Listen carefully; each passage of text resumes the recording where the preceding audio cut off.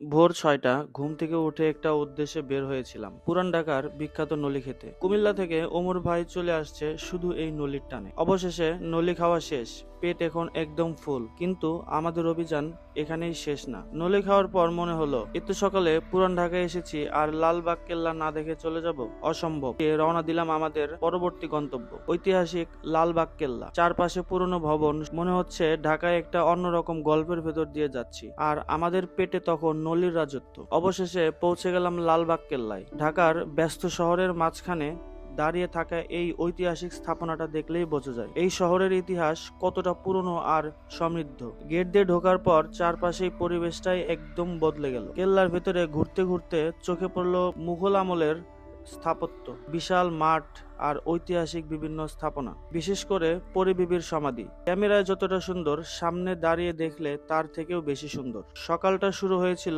নলি দিয়ে, আর এখন এসে দাঁড়িয়েছি কয়েকশো বছরের ইতিহাসের সামনে। একটা রাইডে খাবার, আড্ডা আর ইতিহাস, এর চেয়ে সুন্দর সকাল আর কি হতে পারে। তো এই ছিল আজকে আমাদের ছোট অভিযান নলি খেয়ে লালবাগ কেল্লা। জীবনে শুধু গন্তব্য না, গন্তব্যে যাওয়ার পথের গল্পগুলো মনে রাখার মতো হয়। আজকের মতো এখানে শেষ করছি, দেখা হবে নতুন কোনো ভিডিওতে।